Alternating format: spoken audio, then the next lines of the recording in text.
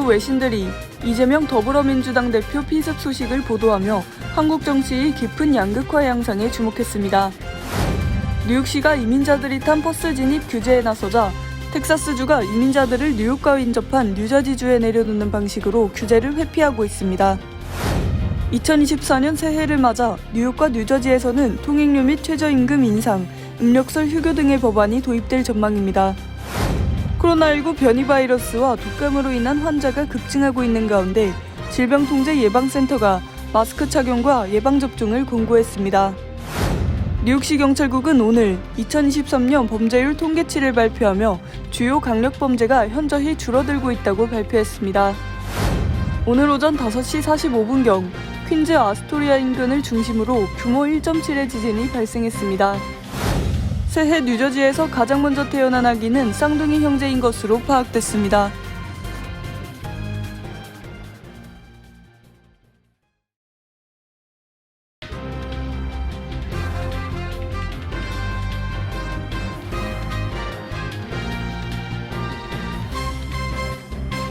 여러분 안녕하십니까? KBTV 뉴스9 이창원입니다. 주요 언론들이 이재명 더불어민주당 대표 피습 소식을 속속 보도했습니다. CNN은 한국 정치가 깊은 양극화 분열됐다며 특히 박근혜 전 대통령 수감 이후 몇 년 동안 분열이 심화됐다고 전했습니다. 첫 번째 소식 전장희 기자가 전해드립니다. CNN은 홈페이지에 한국 야권 지도자 목 찔린 뒤 의식은 있어라는 제목의 기사와 함께 피습 전 이 대표가 일정을 소화하는 장면을 게재했습니다. CNN은 한국 주요 야당 지도자 이재명이 남쪽 도시인 부산을 방문하던 중 목을 찔렸다며 피를 흘렸지만 의식은 있다고 보도했습니다. 이어서 당시 이 대표가 가덕도 신공항 건설 부지를 방문해 기자들과 이야기를 나누던 중이었다며 왼쪽 목 부위에 1cm의 자상을 입었다고 전했습니다. CNN은 보도에서 이 대표를 두고 진보 진영의 전 도지사로 2022년 3월 대통령 선거에서 보수 국민의당의 윤석열에게 적은 차로 패했다고 설명하고 한국 정치는 깊은 양극화로 분열됐으며 특히 박근혜 전 대통령 수감 이후 몇 년 동안 분열이 심화됐다고 전했습니다. 영국 가디언도 홈페이지 메인에 한국 야당 지도자 이재명이 목을 찔렸다라는 제목의 기사를 게재하고 기사 본문에 피습 당시 동영상을 첨부했습니다. 가디언은 이 대표가 생명에는 지장이 없는 부상을 입었다며 현장 사진에는 공격한 자가 이 대표 이름이 적힌 종이 왕관을 쓴 모습이 보인다라고 전했습니다. 이어서 엄격한 총기 소지 제한과 전반적으로 매우 낮은 범죄율에도 한국에서는 여러 유형의 무기를 수반한 정치폭력의 역사가 있었다라고 설명했습니다. 가디언은 2006년 박근혜 전 대통령 피습 사건을 예시로 드는 한편 1980년 군의 정권 탈취에 맞선 학생운동은 잔혹한 탄압을 받았다며 5.18 광주 민주화운동을 언급하기도 했습니다. 니혼 게이자이 신문도 한국의 낮은 범죄율에도 불구하고 때때로 소란한 정치 문화가 일부 정치인의 피습이라는 결과를 불러왔다며 2006년 보수 박근혜는 공개 행사 중 얼굴을 베었다라고 전했습니다. BBC는 과거 한국 정치인이 무기로 물리적 공격을 당한 사례가 다수 있었다며 2022년 이 대표 전임자인 송영길 전 대표가 둔기로 공격을 당해 머리 부상을 입었었다고 설명했습니다. KBTV 뉴스 전상입니다. 이민자 수만 명을 받아들이며 어려움을 겪고 있는 뉴욕시가 최근 이민자 버스 규제 조치를 발표한 가운데 규제를 회피하기 위한 총 13대 버스가 시커큐스, 펜우드, 에디슨, 트렌튼 등 뉴저지주 내 교통 요지에 도착해 이민자들을 하차시켰습니다. 김은지 기자가 전해드립니다. 이민자 밀어내기의 골머리를 알아온 뉴욕시가 이민자들이 탄 버스 진입 규제에 나서자 텍사스주가 이민자들을 뉴욕과 인접한 뉴저지주에 내려놓는 방식으로 규제를 회피하고 있습니다. 뉴저지주 저지시티의 스티브 플롭 시장은 지난달 30일부터 어제까지 이민자 약 450명을 태운 버스 13대가 뉴저지주에 도착했다고 밝혔습니다. 이들 버스는 루이지애나주에서 출발한 한 대를 제외하고 모두 텍사스주에서 출발했으며 시카커스, 펜우드, 에디슨, 트렌턴 등 뉴저지주 내 교통요지에 도착해 이민자들을 하차시켰습니다. 뉴욕타임스는 이처럼 뉴저지로 오는 이민자 버스가 급증한 것은 뉴욕시가 최근 내놓은 이민자 버스 규제 조치를 우회하기 위한 것으로 보인다고 설명했습니다. 플롭 시장은 그들은 뉴욕에 도착할 수 있는 버스에 대한 제한을 피하기 위해 뉴저지를 근본적으로 버스 정류장으로 이용하고 있다며 이민자들이 뉴저지주를 통과하는 것에 대해 아직 우려하지는 않는다고 말했습니다. 30일 이민자 버스 4대가 도착한 시카커스의 마이클 고넬리 시장은 성명에서 지나치게 엄격한 뉴욕시의 새로운 규정이 예상하지 못했던 결과를 낳고 있다고 지적했습니다. 앞서 지난달 27일 민주당 소속 에릭 애덤스 뉴욕시장은 이민자들을 태운 버스의 도착 시간과 장소 등을 규제하는 행정명령을 발표했습니다. 내용은 전세버스 회사들은 이민자 버스가 뉴욕시에 도착하기 32시간 전에 일정을 미리 뉴욕시정부에 알려야 하며 하차 시간과 장소도 매주 월요일부터 금요일 오전 8시 30분부터 오후 12시, 맨해튼 타임스퀘어의 특정 장소 등 시 당국이 승인한 곳으로 제한됩니다. 애덤스 시장은 행정명령을 내놓으면서 도움이 필요한 이들을 태운 버스가 밤과 낮에 아무 때나 경고 없이 도착하는 것을 우리는 허용할 수 없다고 말했습니다. 뉴욕시는 그동안 공화당 소속 그레그 에버 텍사스 주지사가 버스로 실어보내는 이민자 수만 명을 감당하느라 어려움을 겪어왔습니다. 조 바이든 행정부의 이민 정책에 반대해온 에버 주지사는 수도인 워싱턴 DC를 포함해 민주당이 시정을 장악한 뉴욕과 시카고 등 불법 이민자들을 무더기로 보내고 있습니다. 케일라 마멀렉 뉴욕시청 대변인은 성명을 통해 뉴욕시가 2022년 봄 이후 망명을 희망하는 이민자 16만 1,500여 명을 받아들였고 이 중 6만 8천 명에게 보호시설과 돌봄을 제공하고 있다고 설명했습니다. 뉴욕시에 앞서 시카고시도 이민자 유입을 줄이기 위해 비슷한 조처를 내렸습니다. 심지어 텍사스주는 항공편으로도 이민자들을 시카고시로 보내고 있는 것으로 알려졌습니다. KBTV 뉴스 김은지입니다. 2024년 새해를 맞아 전국 각 주에서는 다양한 법이 새로 도입됩니다. 뉴욕과 뉴저지에서도 올해 발효되는 주요 법안들이 있는데요. 뉴욕과 뉴저지에 있는 교량과 터널 통행료가 인상되고 최저임금이 오르며 뉴저지 주 정부가 제공하는 자녀 양육 세 공제가 2배 증가합니다. 전장 기자가 전해드립니다. 뉴욕과 뉴저지를 잇는 교량과 터널 통행료는 1월 7일부터 63센트 인상됩니다. 조지 워싱턴 브릿지와 링컨 터널, 홀랜드 터널의 통행료는 17달러에서 17달러 63센트로 인상되며 이지 패스 요금은 피크 시간대의 경우 14달러 75센트에서 15달러 38센트로, 오프 피크 시간대에는 12달러 75센트에서 13달러 38센트로 각각 인상됩니다. 뉴욕시와 롱아일랜드, 웨체스터 최저임금은 시간당 15달러에서 16달러로 인상됐습니다. 그 외 지역의 최저임금은 지난해 14달러 2센트에서 2024년부터 15달러로 올랐습니다. 뉴저지주는 시간당 최저임금이 15달러 14센트로 인상됐습니다. 계절에 따라 고용 상황이 달라지는 고용주나 소규모 고용주는 지난해 12달러 93센트의 최저임금이 시간당 13달러 73센트로 올랐으며 오는 2026년까지 최저임금을 단계적으로 15달러까지 인상해야 합니다.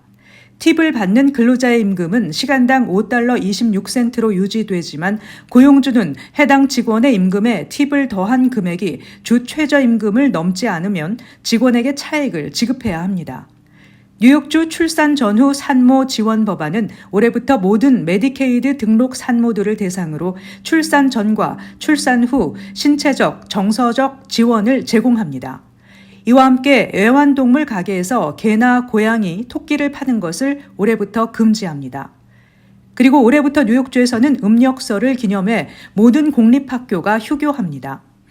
뉴저지 주정부는 자녀 양육세 공제액 자녀당 최대 $500를 2배 인상합니다.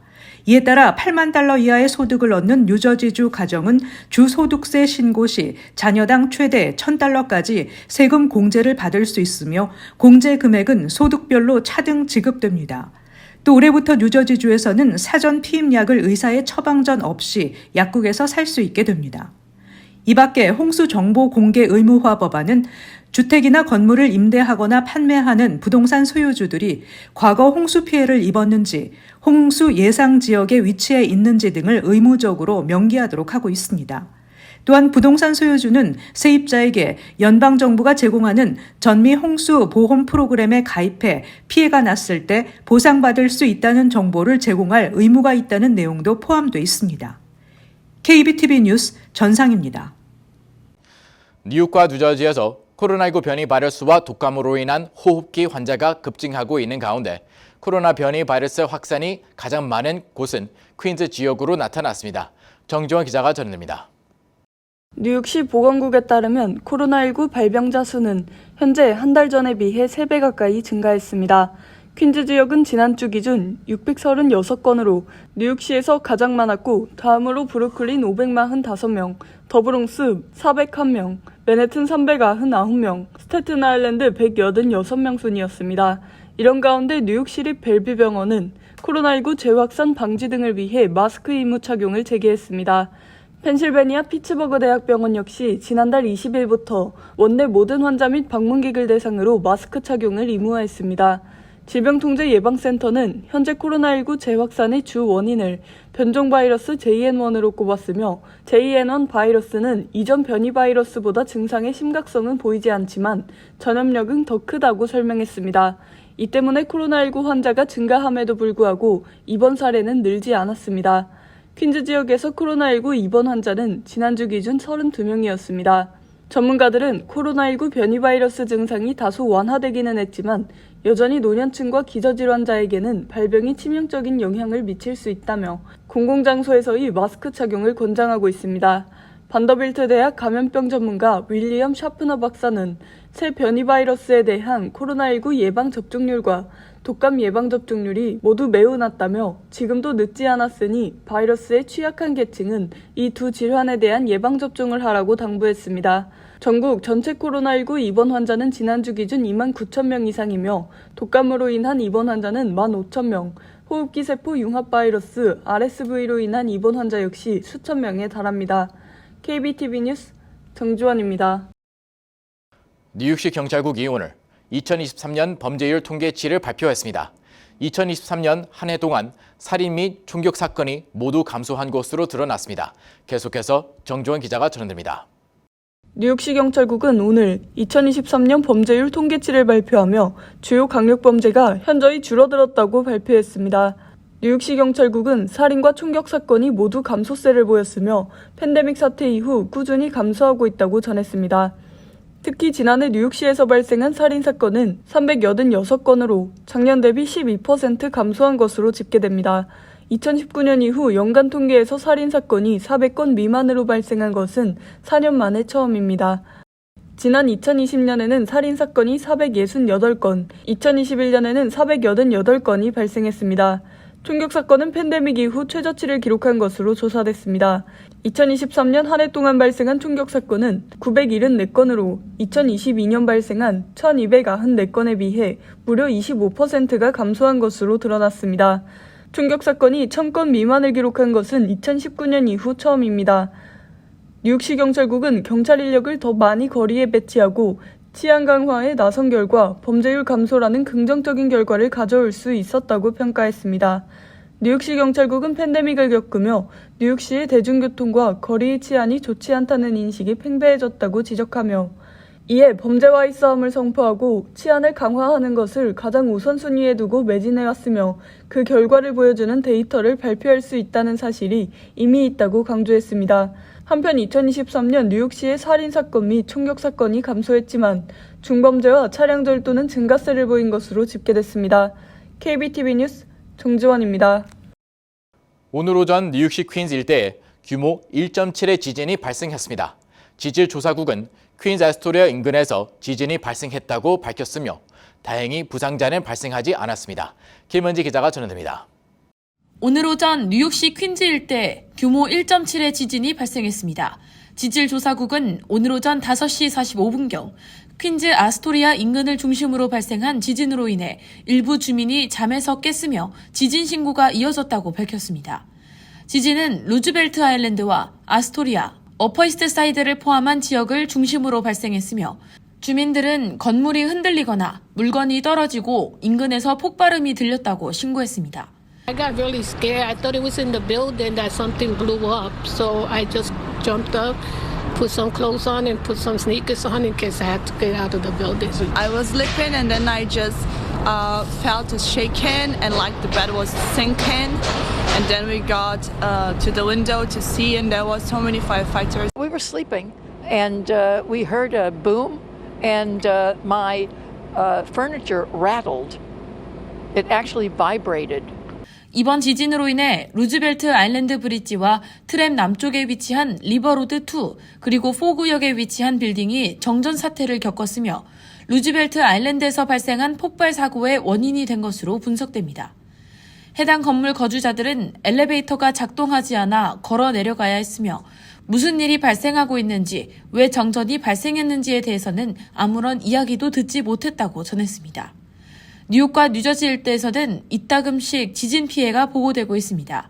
작년 5월에도 뉴욕 웨스트체스터 카운티와 뉴저지 일부 지역에서 규모 2.2의 지진이 발생한 바 있습니다. KBTV 뉴스 김은지입니다. 갑진년 새해가 밝았습니다. 2024 갑진년, 뉴저지에서 가장 먼저 태어난 새 3명은 쌍둥이인 것으로 파악됐는데요. 뉴저지 병원에서 태어난 이 쌍둥이는 한 명은 2023년에 그리고 나머지 한 명은 2024년에 태어나 각각 다른 생일을 기념하게 됐습니다. 보도에 정종 기자입니다.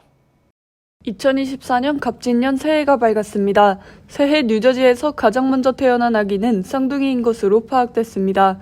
뉴저지 새해 첫 새 생명은 머천빌에서 탄생했습니다. 아들 쌍둥이를 임신 중이던 이브와 빌리 부부는 쌍둥이를 임신했다는 사실을 처음 듣고도 놀랐지만 쌍둥이로 태어난 두 아이가 각기 다른 생일을 갖게 될 줄 몰랐다고 말했습니다. 이브의 예정일은 1월 말이었지만 남편인 빌리의 생일인 12월 31일에 양수가 터지며 병원으로 이송됐습니다. 이에 남편 빌리는 자신의 생일에 태어난 쌍둥이가 태어나서 받은 가장 멋진 생일 선물이라며 감격스러워했습니다. 벌추어 보이스 병원에 도착한 이들 부부는 침착하게 분만을 시작했고 첫째 아들인 에스라가 2023년 마지막 날인 12월 31일 밤 11시 48분에 태어났습니다. 모두가 새해 저녁 카운트다운을 하던 시각 이브는 다른 한 명이 쌍둥이를 분만하기 위해 애를 썼고 이후 새해 오전 12시 28분에 쌍둥이 동생 에스겔이 태어났습니다. 이들 부부는 쌍둥이가 각기 다른 해에 태어날 줄 몰랐다며 건강하게 두 아들을 만날 수 있어 너무 기쁘다고 전했습니다. 이번에 태어난 쌍둥이 형과 아빠의 생일이 12월 31일, 그리고 쌍둥이 동생의 생일은 1월 1일이며 이들에게는 1월 3일에 3살이 되는 첫째 아들이 있는 것으로 파악됐습니다. KBTV 뉴스 정주원입니다.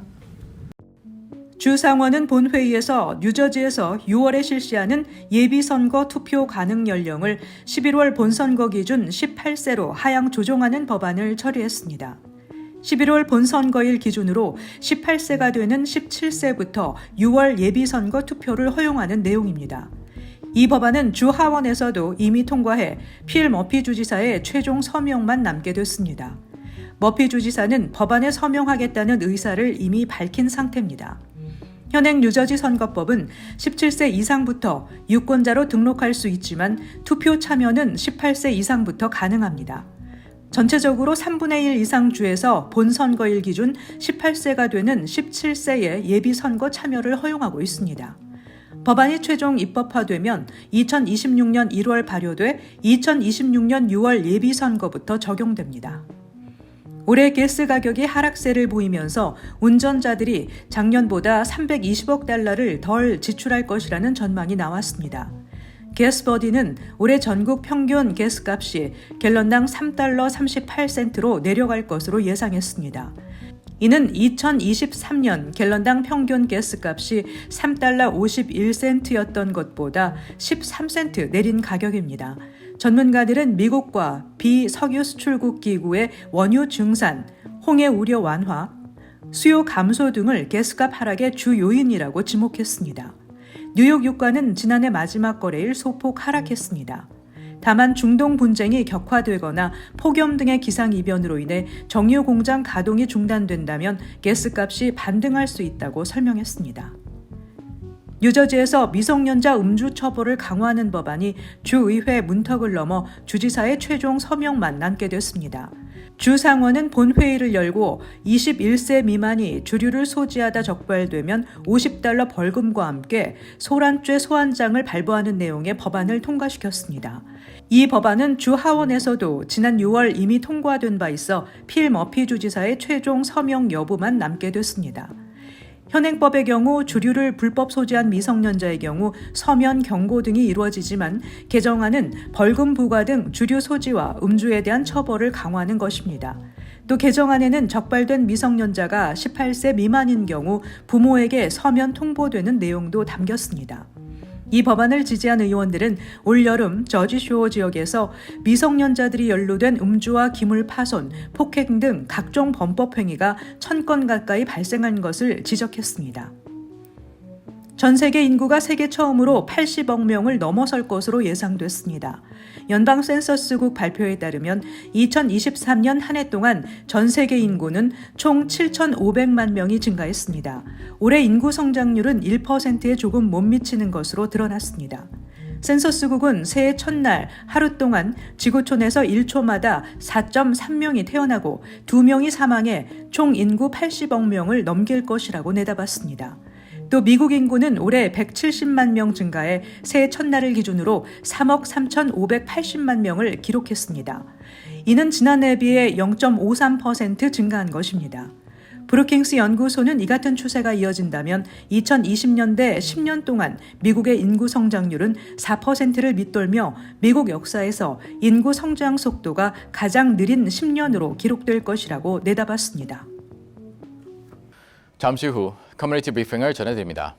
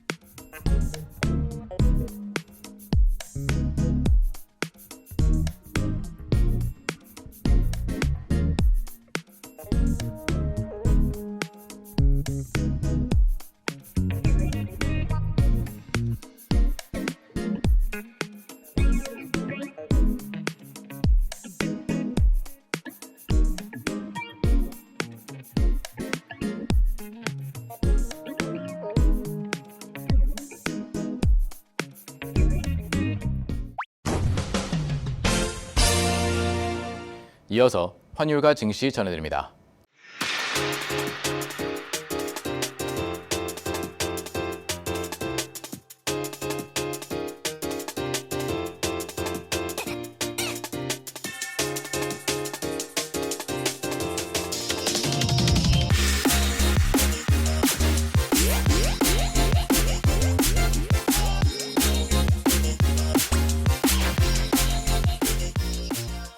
잠시 후 뉴욕과 뉴저지 날씨 전해드립니다.